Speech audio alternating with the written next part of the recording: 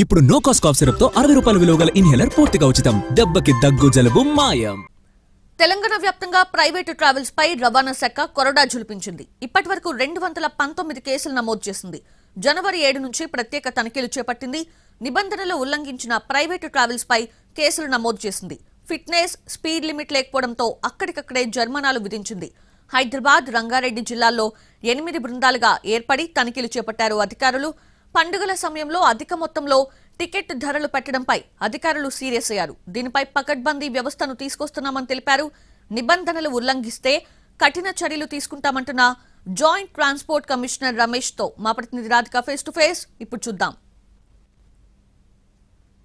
పండగ సీజన్ వచ్చిందంటే private travels కి పండగే పండగ. 1 కాదు, 2 కాదు, 3 కాదు, ఎన్ని అవసరమైతే అన్ని ఇంతల రెట్లతో అసలు టికెట్ల ధరలకి ఒక నియంత్రణ అంటూ లేకుండా విచ్చలవిడిగా చేస్తున్నారు. మనతో పాటు మాట్లాడడానికి జేటీసీ రమేష్ గారు ఉన్నారు. సార్, ప్రైవేట్ ట్రావెల్స్ పైన ఒక అదుపు లేకుండా పోతుంది. ఇష్టానుసారంగా వాళ్ళు డబ్బులు వసూలు చేయడం, టికెట్ రేట్లను డిసైడ్ చేయడం అంటూ జరుగుతుంది. సో ఎట్లా ఉంటుంది అండ్ కేసులు ఏ విధంగా ఫైల్ చేశారు, ఎట్లాంటి రూల్స్ ని బ్రేక్ చేసినందుకు అన్నన్ని కేసులు నమోదవుతూ వస్తున్నాయి? యాక్చువల్లీ ప్రైవేట్ ట్రావెల్స్ అమ్మా ఇవన్నీ there are covered by all India tourist permits. అంటే మోస్ట్ ఆఫ్ దెమ్ స్లీపర్స్. ఇవన్నీ ఆల్ ఇండియా టూరిస్ట్ పర్మిట్స్ మనం గ్రాంట్ చేసిన ఆథరైజేషన్ గవర్నమెంట్ ఆఫ్ ఇండియా ఇస్తుంది. సో టూరిజం పేరు మీద వీళ్ళు పాయింట్ టు పాయింట్ ఇట్లా ప్యాసింజర్స్ తీసుకెళ్తుంటారు. ఇప్పుడు పీక్ సీజన్ కాబట్టి ఇప్పుడు ఆర్టీసీ అయితే 1.5 times ఛార్జ్ చేస్తారు. వీళ్ళు కూడా ఆర్టీసీ మాదిరే 1.5 times ఛార్జ్ చేస్తే బెటర్. కానీ ఆన్లైన్ ప్లాట్ఫామ్స్ ఉన్నాయి కాబట్టి వాటి మీద ఎవరి మీద వాటి కంట్రోల్ లేకపోవడం కాబట్టి వాళ్ళు డిమాండ్ సప్లై బట్టి వాళ్ళు రేట్లు పెంచడం వాస్తవం.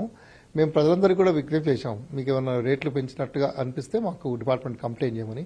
అట్లయితే కంప్లైంట్స్ పెద్దగా రాలేదు కానీ బట్ జనరల్గా ఇంప్రెషన్ అంటే ఎక్కువ ఛార్జ్ చేస్తారని.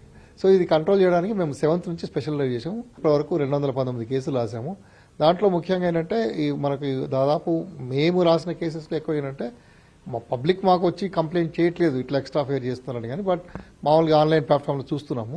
సైమల్టేనియస్గా మనకి fire extinguishing, fire first aid box, fire detection systems ఇలాంటివి, మన ఎమర్జెన్సీ ఎగ్జిట్ సరిగా ఉన్నాయా లేవా, ఎమర్జెన్సీ దగ్గర క్లోజ్ చేసి బర్త్స్ పెడుతున్నారా లేదా, ఇలాంటివన్నీ చెక్ చేస్తున్నాము. దీంతో పాటు మేజర్ వైలేషన్ అంటే పర్సనల్ లగేజ్ కాకుండా కమర్షియల్ లగేజ్ కూడా తీసుకెళ్తున్నారు. ఈ కమర్షియల్ లగేజ్ అంటే ఇవన్నీ పర్మిట్ వైలేషన్స్. ఈవెన్ కొన్ని కేసెస్లో ఫేర్స్ కూడా మనం ఎక్సెస్ చేస్తున్నట్టు, వాళ్ళు ఛార్జ్ చేస్తున్నట్టు మనం డిటెక్ట్ చేసి రాసాము. ఈ పర్మిట్ వైలేషన్స్కి మనం ఫైన్ వసూలు చేస్తున్నాము. ఇప్పటిదాకా సుమారు 5 లక్షల రూపాయల ఫైన్, తర్వాత ఒక వెహికల్ ట్యాక్స్ కూడా కట్టని వెహికల్ సీజ్ చేశాము. అది 1,50,000 వరకు దానికి ట్యాక్స్ పెనాల్టీ వసూలు చేయడం జరిగింది. సార్, జనరల్గా పండగ సీజన్లోనే మనకి ఇష్టానుసారమైన స్పీడ్ లిమిట్ అనేది లేకుండా చాలా ఓవర్ స్పీడ్తో వెళ్తున్న వెహికల్స్ ఉంటాయి. లేకపోతే ఇక్కడ నుంచి డ్రైవర్కి కనీసం రెస్ట్ అనేది లేకుండా కూడా తీసుకెళ్తుంటారు. అట్లాంటివి ఏమైనా మీ దృష్టికి వచ్చాయా? అంటే ఇప్పుడు యాక్చువల్గా మొత్తం కంట్రీ వైడ్ తర్వాత ప్రతి స్టేట్లో చెకింగ్ జరగడం ఒకటి కారణము, ప్లస్ ఈ మధ్య జరుగుతున్న ఇన్సిడెంట్స్ వల్ల కూడా కొంచెం అలర్ట్ అయ్యారు అందరూ.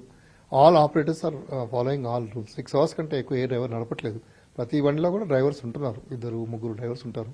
ఆ ఇష్యూ ఏం లేదు. కానీ మీరు చెప్పినట్టు స్పీడ్ లిమిట్ 80 kilometers కంటే వాళ్ళు దాటకూడదు. 80-90 మ్యాక్సిమం 80 kilometers కంటే దాటకూడదు. స్పీడ్ గవర్నర్స్ పెట్టుకోవాలి. ఎట్టి పరిస్థితుల్లో వోల్వో ఇలాంటి వెహికల్స్ హై స్పీడ్ వెళ్ళే ఛాన్స్ ఉంది కాబట్టి ఆ స్పీడ్ గవర్నర్ పెట్టుకోకుండా, స్పీడ్ గవర్నర్ ఏమైనా ట్యాంపర్ చేసినట్లయితే మా దృష్టికి వస్తే అవి డెఫినెట్గా మేము వాటి ఫిట్నెస్ సస్పెండ్ చేస్తాము. ఈ కొత్తగా రూల్ ఏమొచ్చిందంటే మేము ఫిట్నెస్ క్యాన్సిల్ చేసినా వాళ్ళ దగ్గరున్న ప్రైవేట్ ఆథరైజ్డ్ టెస్టింగ్ స్టేషన్కి వెళ్ళి వాళ్ళు క్యాన్సిల్ చేసుకోవాలి. అంటే మేము చేసిందే కాకుండా they have to be supervised by 1 private authorised testing stations. అట్లా కొన్ని చేశాము, ఫిట్నెస్ కూడా సస్పెండ్ చేశాము. ఈ వారం రోజుల నుంచి చూస్తే కూడా మీకు తెలుస్తుంది. సో ఇన్ని రెట్ల డబ్బులు వసూలు చేస్తుంటే పబ్లిక్ జేబులన్నీ చిల్లులు పెట్టేస్తున్నారు. దానికి ఒక కంట్రోల్ సెక్టర్ ఇది అనేది ఏమి ఉండకపోవచ్చా? అది మీరు చెప్పినట్లు మేము డెఫినెట్గా ఇప్పటి నుంచి ఈ ఓనర్స్, బస్ ఓనర్స్ అసోసియేషన్ అందరితో మీటింగ్ పెట్టి ఈ ఫేర్స్ ఇట్లా ఇర్రెగ్యులర్ కలెక్ట్ చేయడం లేదు, ఎక్స్ట్రా ఛార్జ్ కలెక్ట్ చేయడం లేదు కనుక మీరు కంట్రోల్ చేయాలని చెప్తాము. సైమల్టేనియస్గా కూడా మనం గవర్నమెంట్ దృష్టికి తీసుకెళ్ళి ఏమన్నా ఫేర్ రెగ్యులేషన్ మెకానిజం ఏమైనా ఉండేమో ఎక్స్ప్లోర్ చేస్తాం తప్పకుండా. సార్, రిటర్న్ ట్రావెల్ కూడా చాలా ఎక్కువ క్రౌడ్. ఇప్పుడు వెళ్ళిన క్రౌడ్ అంతా మళ్ళీ రిటర్న్ రావాలి కాబట్టి ఎక్కడికక్కడ ఈ ఇన్స్పెక్షన్స్ కావచ్చు, లేకపోతే మీరు ఆల్రెడీ తనిఖీలు చేపడుతున్నారు కాబట్టి ఎట్లా ఉండబోతుంది వాళ్ళకి సేఫ్గా ఇక్కడ రీచ్ అవ్వడానికి? ఫస్ట్ ఆఫ్ ఆల్ మేము తనిఖీలు చేపడుతున్నాం కాబట్టి ఫస్ట్ కేర్ఫుల్గా ఉంటారమ్మా. అసలు చెక్ చేస్తున్నా ఉంటేనే కాషియస్గా కేర్ఫుల్గా వెళ్తారు. సో అదొకటి మేజర్ మనకు డిటరెంట్ వాళ్ళకి. సైమల్టేనియస్గా అన్ని డాక్యుమెంట్స్ వ్యాలిడ్ పెట్టుకుంటారు, ఫిట్నెస్, ఇన్సూరెన్స్, పర్మిట్, ట్యాక్స్ ఇవన్నీ కూడా. ఇవన్నీ మనం చేస్తాం కాబట్టి డెఫినెట్గా కంట్రోల్ ఉంటారు, సేఫ్గా వస్తారని మా యొక్క ఉద్దేశం. అధిక వసూళ్లు ఆపాలి అని అంటే కొంత ప్రభుత్వం కూడా దృష్టి సారించాల్సిన అవసరం ఎంతైనా కనిపిస్తుంది. కెమెరా పర్సన్ వీరేంద్రతో రాధిక ఎన్టీవీ.